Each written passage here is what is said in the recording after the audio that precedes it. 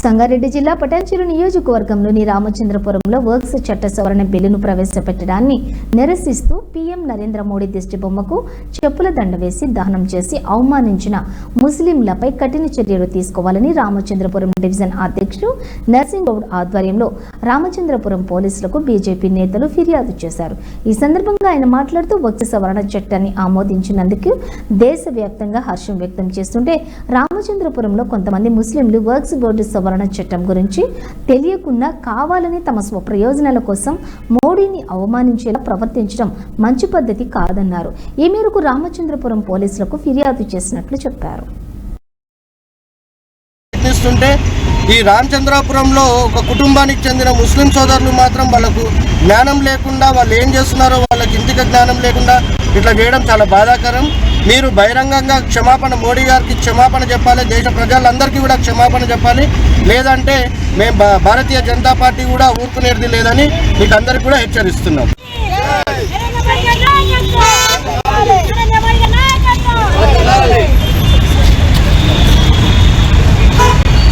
ఈరోజు ఇక్కడికి వచ్చిన బీజేపీ కార్యకర్తలకు మరి నరసింహన్న ఆధ్వర్యంలో ఈరోజు పోలీస్ స్టేషన్లో శ్రీ నరేంద్ర మోడీ గారి చిత్రపటాన్ని దానం చేసిన దుర్మార్గమైన చర్య ఇది. ముస్లిం సోదరులు కొందరు కుటుంబాలకి అసలు వాక్బోర్డ్ చట్టం అనేది వాళ్ళకి తెలియదు. వాక్బోర్డ్ చట్టం అనేది బీదలకు కావాల్సినంత ఇవ్వాలని చెప్పి అప్పుడు చట్టం ఏర్పడితే వీళ్ళు మొత్తం దాన్ని ఆక్యుపై చేసి వాక్బోర్డ్ చట్టాన్ని దుర్మార్గమైన చర్యలతో వాళ్ళు అనుభవిస్తూ పేద ముస్లింలకు కూడా అన్యాయం చేస్తున్నారు. ఈ చట్టాన్ని ఈరోజు పార్లమెంట్లో ఎంతో దిగ్విజయంగా మనము సాధించుకొని 2 పార్లమెంట్లలో లోక్సభలో మరి రాజ్యసభలో కూడా ఆమోదం పొంది రాష్ట్రపతికి వెళ్ళిపోయింది.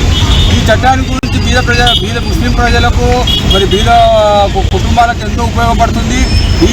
ఈ చర్య వల్ల ఏమవుతుందంటే చాలామంది ఇప్పుడు ఈ రామచంద్రపురంలో కొందరు వ్యక్తులు మాత్రమే దీనికి దుర్భావన చర్య చేసి మోడీ గారి చిత్రపటాన్ని దగ్ధం చేసింది. వారిపై వెంటనే కఠినమైన చర్యలు తీసుకొని కేసు పెట్టి వాళ్ళని లోపలికి వేసేసి చట్టాన్ని కాపాడతారని ఆశిస్తున్నాం.